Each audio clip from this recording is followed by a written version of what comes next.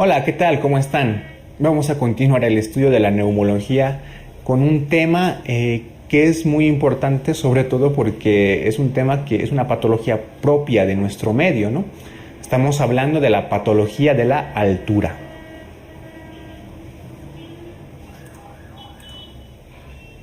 Bien, eh, aquí tenemos una imagen, bueno, bastante bonita, ¿no? Es una imagen de la foto de la tan bonita ciudad de La Paz, ¿no? Que tenemos el Illimani ahí a lejos y tenemos el Stadium, etcétera. Entonces, ¿qué te quiero decir con esta foto? Que hay ciudades, sobre todo en Latinoamérica, ¿no? Que están por encima de los 2000 metros sobre el nivel del mar. Entonces, al estar sobre los 2000 metros sobre el nivel del mar y algunas encima de 3000 o incluso 4000, pues hay varias ciudades, tanto capitales, como por ejemplo La Paz, Bogotá, ¿no? Quito, y ciudades intermedias también. Entonces, se produce en estas ciudades pues una disminución de la presión barométrica de oxígeno. Y como en un tema anterior, en el tema de insuficiencia respiratoria, te había indicado que hay un mecanismo, ¿no? El mecanismo de hipoxemia por disminución del flujo inspiratorio de oxígeno. Pues en estas ciudades, gente que llega de lugares, sobre todo que estén a nivel del mar, pues tienden a sufrir una serie de patologías, ¿no? Entonces, por eso es importante el estudio de este tema. Evidentemente, no todas las personas tienen la misma fisiología, entonces, según estudios, no todas las personas que llegan a estas ciudades, pues desarrollan algún tipo de patología de la altura, ¿no? Entonces, como vamos a ver más adelante, pues hay algunos factores que predisponen a este desarrollo de estas enfermedades.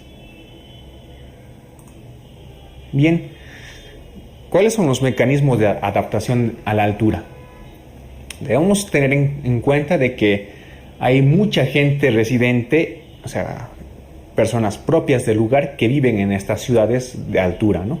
Por lo tanto, su organismo ha desarrollado ciertos mecanismos para adaptarse. Y también aquellas personas que llegan de ciudades o de lugares que están al nivel del mar, al llegar a una ciudad que está en determinada altitud, pues desarrollan de forma un poco rápida estos mecanismos. Entonces, ¿cuáles son estos mecanismos?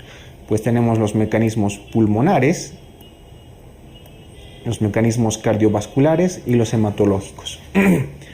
Dentro de los mecanismos pulmonares, te había indicado de que la hipoxemia, ¿no?, en estas personas se produce porque hay una disminución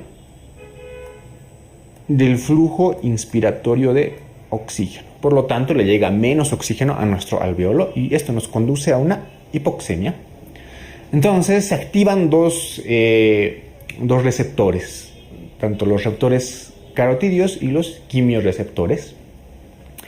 Estos nos van a indicar de que hay una hipoxemia y demás. ¿Y cuál es el mecanismo pulmonar básico para compensar, ¿no? El aumento de la ventilación. Aumentando la ventilación, pues nuestro organismo va a intentar captar más cantidad de oxígeno. Pero al aumentar la ventilación, ¿no?, al estar un poco hiperventilando, pues también vamos a eliminar una cantidad considerable de dióxido de carbono. Por lo tanto, estas personas, como mecanismo pulmonar, ¿no?, van a compensar la falta de oxígeno con la hiperventilación, ¿no?, pero a su vez van a eliminar dióxido de carbono. Normalmente, mientras más tiempo pasas en estos lugares de altitud, la hiperventilación se va reduciendo, o sea, te vas adaptando. Sin embargo, si un paciente que vive, por ejemplo, en la ciudad de Bogotá o de Quito o de La Paz, comparado con un paciente que vive en Miami o en Río de Janeiro, que están a nivel del mar, pues se va a ver de que la cantidad de dióxido de carbono, ¿no?, la presión de dióxido de carbono arterial en las personas que viven en esas ciudades como La Paz, Bogotá, generalmente es menor en comparación con las personas que viven a nivel del mar. ¿Qué más? Los mecanismos cardiovasculares, pues como también estamos frente a una hipoxemia, ¿no?, pues va a aumentar la frecuencia cardíaca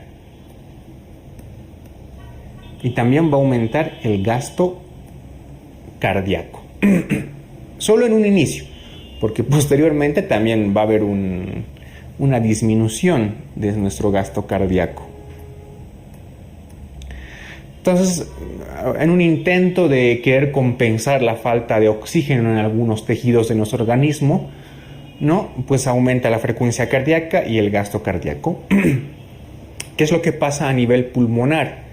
A nivel pulmonar no quiere el pulmón de que la sangre venosa que llega cargada de dióxido de carbono salga de la misma forma, ¿no?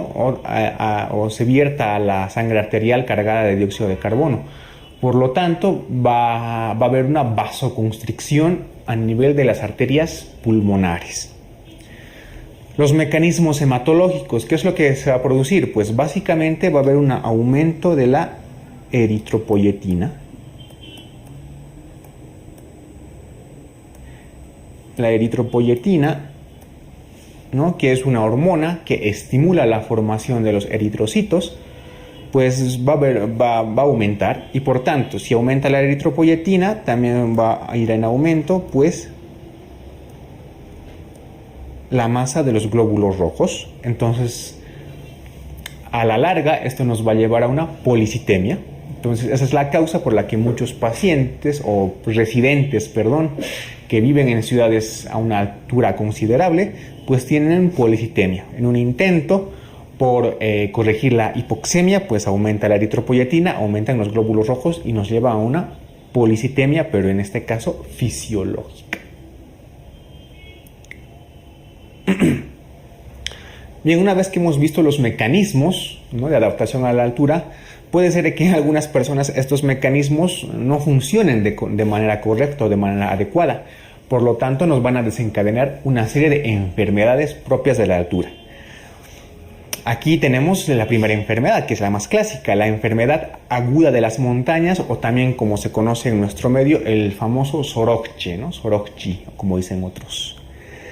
Entonces, es una enfermedad que se produce porque han fallado los mecanismos compensatorios. Normalmente, pues, el desarrollo de esta enfermedad pues está en base, por ejemplo, ¿no?, a si la persona que está llegando a la altura vive en una ciudad que está muy cercana a nivel del mar, ¿no? Si la persona ha ascendido de manera rápida a un lugar de altura, etc. ¿Cuáles son los síntomas más frecuentes? El principal, el inicio, la cefalea, ¿no? Es el más frecuente y el de inicio. O sea, esta cefalea se va a iniciar a pocas horas después de la llegada a una ciudad de altitud. Por ejemplo, ¿no?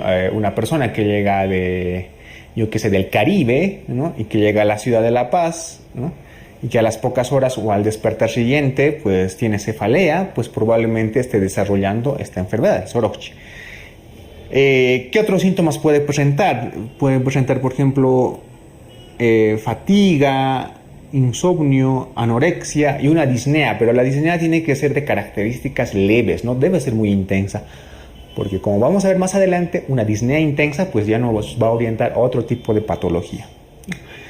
Además de todo esto, la persona puede tener náuseas, ¿no?, puede tener vómitos, incluso puede llegar a desarrollar algún tipo de edema, ¿no? Entonces, toda esta combinación de sintomatología en una persona que ha llegado recientemente a una ciudad de una altitud considerable, pues vamos a hacer más o menos el diagnóstico de enfermedad aguda de las montañas o Sorokchi. ¿Qué es lo que tienes que tomar en cuenta también, ¿no? La epidemiología nos dice de que mientras más alto subas, más probable es de que desarrolles esta patología. Normalmente esta patología, si una persona sube encima de los 2.400 metros sobre el nivel del mar, entre el 15 al 25% de las personas va a desarrollar Sorokchi. Si una persona sube encima de los 4.000 metros sobre el nivel del mar, epidemiológicamente está demostrado de que el 70 a 80% de las personas va a sufrir Sorokchi. ¿Cuál es la fisiopatología de esta enfermedad? Pues obviamente se ha relacionado con tres cosas. Hay retención de líquido, hay hipoventilación relativa este mecanismo de la hipoxemia que tantas veces lo he repetido. Y también se produce vasoconstricción cerebral. La vasoconstricción cerebral más o menos que pues es una de las explicaciones por la cual se produce cefalea, ¿no? La retención de líquido pues puede producirte edemas y la hipoventilación pues te da esa sensación de disnea, ¿no? De ahogo. Siempre de forma leve, como te indico. ¿Cuál es el tratamiento básico de esta patología? No hay que hacer mucho, ¿no? Pues el tratamiento básico, pues si es que una persona se siente demasiado mal, es el descenso de altitud, o sea, es llegar o ir a lugares más bajos. Este consejo, sobre todo de descenso de altitud, pues se recomienda sobre todo a los montañistas, ¿no? Que están en una montaña subiendo de manera rápida. Si tienen esta sintomatología, pues se recomienda, ¿no? Que bajen lo más pronto posible. Si es una persona, por ejemplo, que presenta síntomas leves a moderados, ¿no? Se recomienda lo siguiente: primero reposo, también la aspirina nos ayuda mucho y la acetazolamida. Entonces, estos son los 3 pilares básicos: reposo, aspirina y acetazolamida. Y si el paciente o la persona tiene un poco de disnea o sensación de ahogo, pues se puede administrar oxígeno. ¿Sí? Entonces, ese es el tratamiento básico del Sorokchi, ¿no? Reposo, aspirina, acetazolamida, si tiene síntomas leves moderados, y si tiene una disnea importante, pues administración de oxígeno. La prevención, a ver, ¿qué es lo que se recomienda más o menos a los viajeros que llegan de ciudades más bajas, ¿no? Primero, el ascenso gradual, o sea, hacer escalas, ¿no? Llegar a una ciudad más o menos con altitud. Por ejemplo, si yo estoy viviendo en una ciudad a 500 metros sobre el nivel del mar, lo recomendable es que llegue primero a una ciudad a 1000 metros, luego a 2000 metros y, ¿no?, de ahí en adelante a una ciudad con más altitud. No estoy haciendo una adaptación fisiológica a mi organismo, o sea, un ascenso gradual. Se debe evitar el alcohol y el ejercicio en las primeras 48 horas, sobre todo en pacientes o personas que ya han tenido el antecedente de haber sufrido Sorokchi, ¿no? Entonces evitamos alcohol y ejercicio en las primeras 48 horas. Y si una persona ya ha presentado esta enfermedad viajando generalmente, pues previo al viaje o horas previas, ¿no?, a este viaje se debe administrar acetazolamida o dexametasona, ¿no? Esto solamente en personas que ya han presentado un Sorokchi previo.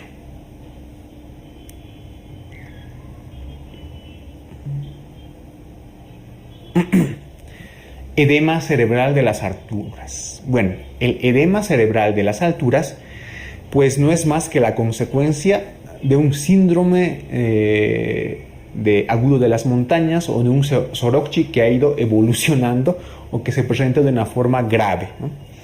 Entonces, los síntomas iniciales de esta patología son los de un mal agudo de montaña, es decir, cefalea, disnea, etcétera, de una persona que ha subido a una altitud considerable, ¿no? Mismos que producen una cefalea, pero que es en este caso intensa, no es esa cefalea leve que se presenta, ¿no? Es una cefalea intensa, un dolor de cabeza intenso, que además nos va a presentar ataxia, cambios de comportamiento y deterioro de conciencia. Todo esto en el contexto de un Sorokchi, ¿no? Si en un Sorokchi una persona tiene una cefalea intensa, cambios de comportamiento, empieza con un deterioro de conciencia, sospechen de un edema cerebral de las alturas. Al examen físico, ¿qué vamos a evidenciar? Primero, papiledema. Hay parálisis de algunos pares craneales, el paciente va a presentar parestesias, reflejos anormales y también convulsiones. ¿Cuál es el tratamiento, no? Otra vez, en montañistas y demás, hay que recomendar el descenso por lo menos de 1000 metros, ¿no?, lo más rápido posible. Y el manejo médico, que va a incluir, lo principal, oxígeno, dexametasona, furosemida y acetazolamida. Este es el manejo básico del edema cerebral de las alturas.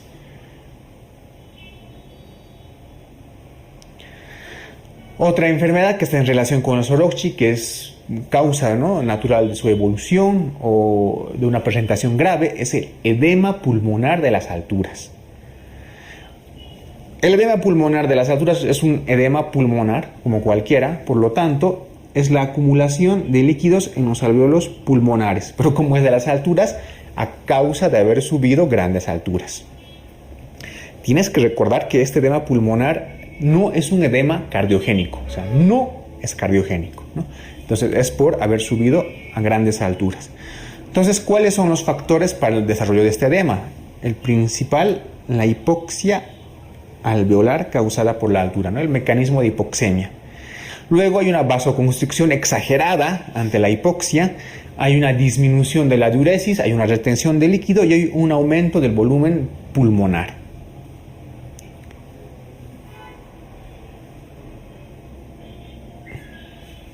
Algo que tienes que recordar y que es importante y que se ha preguntado en algunas convocatorias pasadas es que más o menos este edema va a tardar entre 3 a 4 días en desarrollarse en personas que han viajado por primera vez desde una zona a nivel del mar a una ciudad que está en las alturas.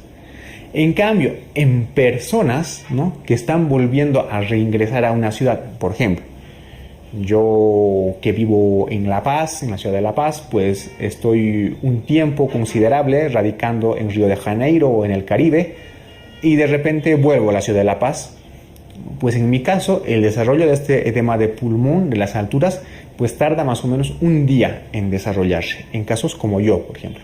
Pero en personas que son nativas de ciudades a nivel del mar y que han viajado por primera vez a las alturas, el edema pulmonar se puede presentar entre el tercer a cuarto día. Esto es importante que lo recuerdes. ¿Cuáles son los síntomas iniciales de este edema de pulmón de las alturas?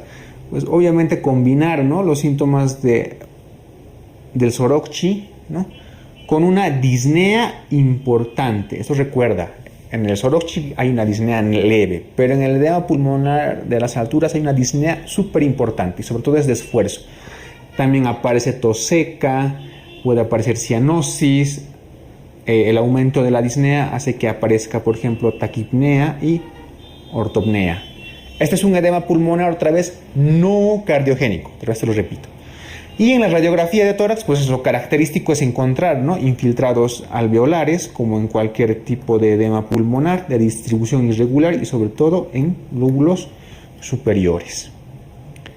¿Cuál es el tratamiento del edema pulmonar de las alturas? Pues otra vez el tratamiento se debe basar en la administración sobre todo de oxígeno.